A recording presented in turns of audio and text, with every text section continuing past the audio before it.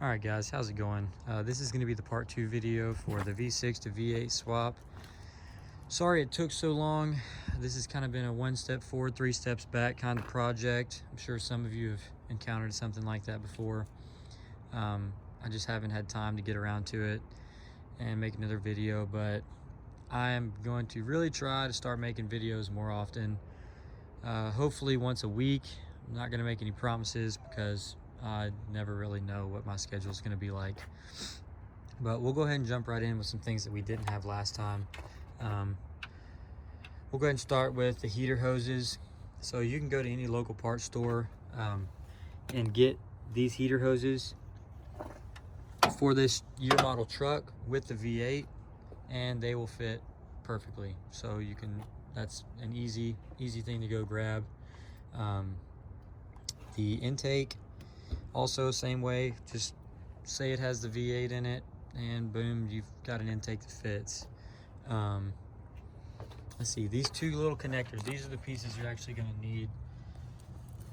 It's two little connectors attached to those braided hose, and then down to your factory fuel lines. One's a return, one's a feed. They literally just screw right in. Super easy install. I'll go ahead and include the part numbers for these. The part numbers that it's connected to down there I included in the last video, if you go watch that last video. Also, these are Speed Engineering headers. I also have their Y pipe. Highly recommend Speed Engineering. Their prices are great, good quality stuff. This exhaust actually bolts right up to your factory exhaust. It even has a wideband O2 bung so that you can run a wideband if you want to, which I actually am, so it's perfect. This throttle cable I ordered online. I cannot remember exactly where I got it. I'll try to find it and put it in the link in the description. I'm not gonna make any promises, but I'll try to find that. Obviously still have the clutch fin on there, and I don't have the Holley on there anymore. And I'll go ahead and jump into that. So I took the Holley off because I was having a spark knock issue, basically because I didn't know what I was doing with the tuning side of stuff. I was trying to tune, I didn't really know what I was doing. Ended up figuring it out, but we pulled the Holley off because we thought the intake air temps were too high. Turns out they weren't. That was not the issue at all. So I did all of it for nothing, but it was a little easier to tune with this on there. But actually the Holley is going to be going back on because we bought a Nitrous Express kit, which I'll talk about here in a minute. But anyway, this is not even the same motor. I don't know if you noticed, the block is not orange anymore, but that motor lost oil pressure. So if you're going to do this swap, one thing I highly recommend, especially if you're planning on camming your truck,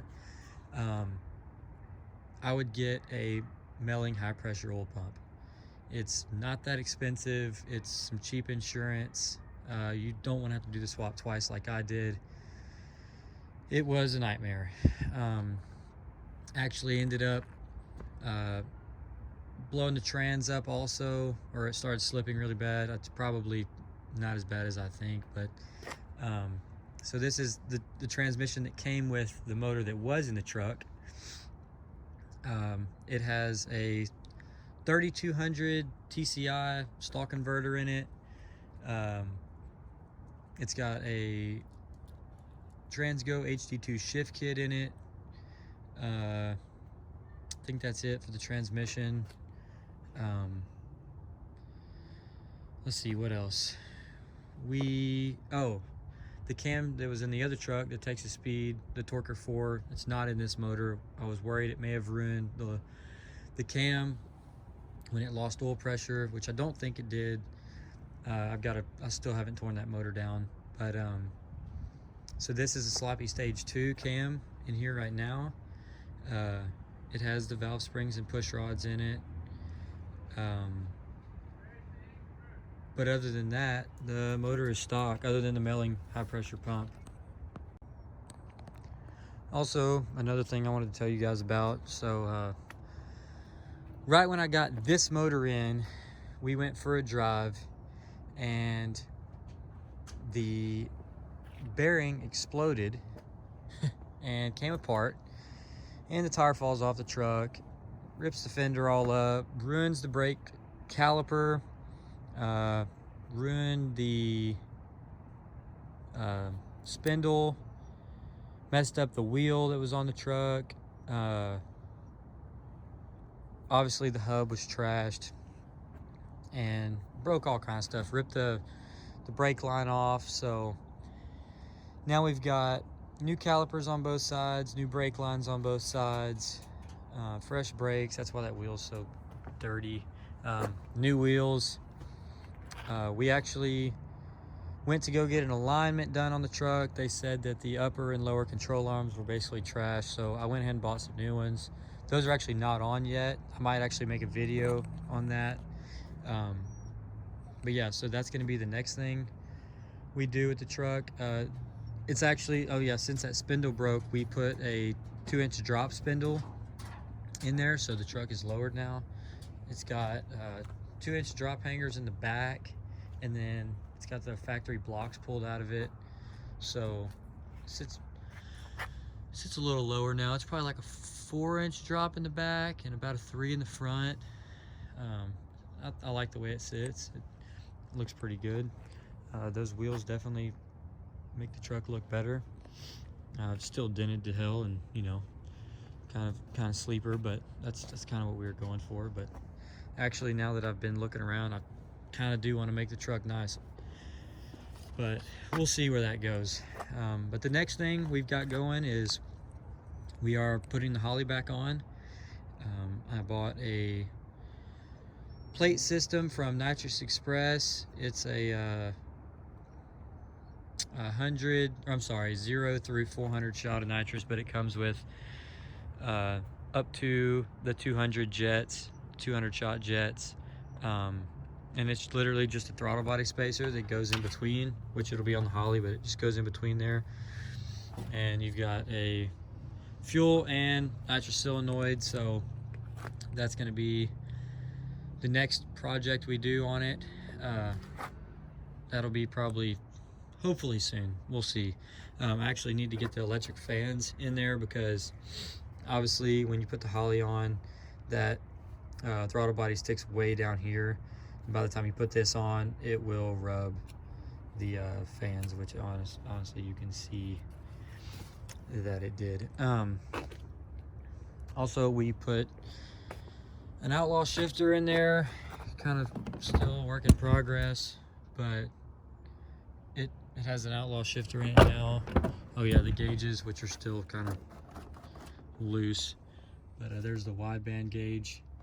We'll go ahead and start it up for you so you can hear it with the sloppy stage 2.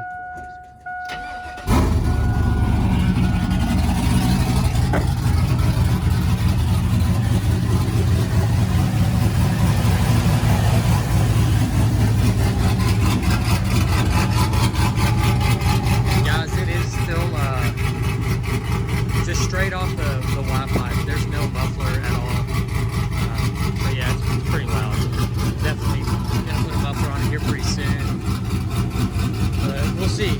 So I kind of want to get the nitrous kit done, that stuff first, get the new A-arms put on, and then we'll get an exhaust routed and everything for it.